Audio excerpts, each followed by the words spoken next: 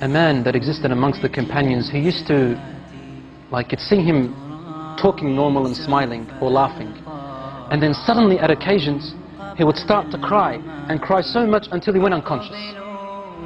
The companions told the Prophet ﷺ about this man to try and read on him for healing.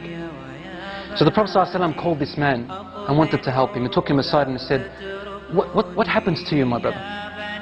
The man said to him, Ya Rasulullah, I was never going to tell anyone this, but now that you've asked me, I must tell you. Before I embraced Islam, I used to have a daughter. And when she was born, I wanted to bury her, because the cultural ideology came into my mind.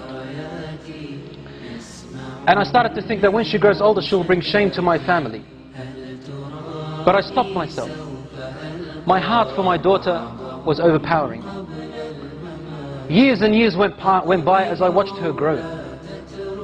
And then one day, when she reached close to a blossoming age, she was about to become a lady. He said, I began to have nightmares and desperation and distress. The pain of my culturalism came into me, thinking of the shame that my daughter is going to bring with me if she walked off with another fellow, and brought shame to all my ancestors. Day by day, I wanted to do something, but then my heart, my love stopped me. Until one day, he said, I could not handle it anymore, Ya Rasulullah. I said to her mother, dress her up with neat clothes, and comb her hair nicely, and decorate her face, and tell her your father today is taking you out to a party, celebration, so that she can play with the other friends of hers. The mother knew that the father was up to a plot and a plan.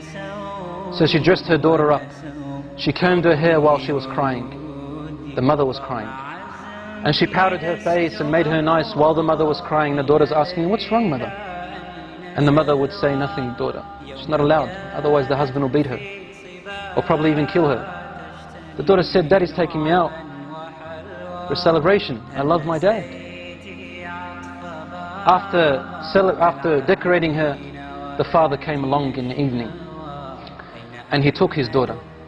The wife grabbed her husband's hand and said to him, and whispered to him, but his daughter could hear.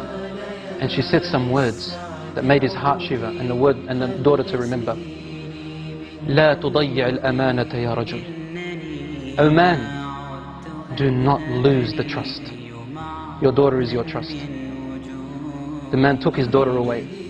And on his way, he's thinking to himself, what am I going to do? And the daughter is playing around her father, thinking that her father loves her.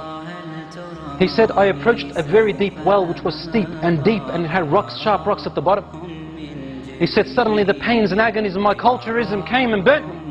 And I began to think, should I throw her? Should I not throw her? So I would come close, then my heart would not let me. Suddenly the culturalism would come in. He said, I wrestled and wrestled. Suddenly, when I came close to the well, I grabbed my daughter and I threw her into the well. And my daughter held with her open, horrific eyes, looking at me and saying to me, Daddy, لا تضيع الأمانة. Oh Dad, don't lose the trust. Don't lose the trust, Daddy.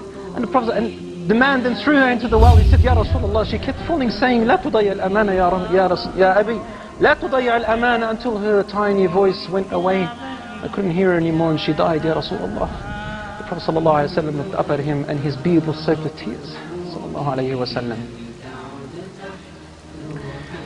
And the Prophet ﷺ's beard was soaked with tears, and he said to him, if Allah subhanahu wa ta'ala was to allow me to punish anyone for the killing and murder of anyone before Islam, I would have started with you.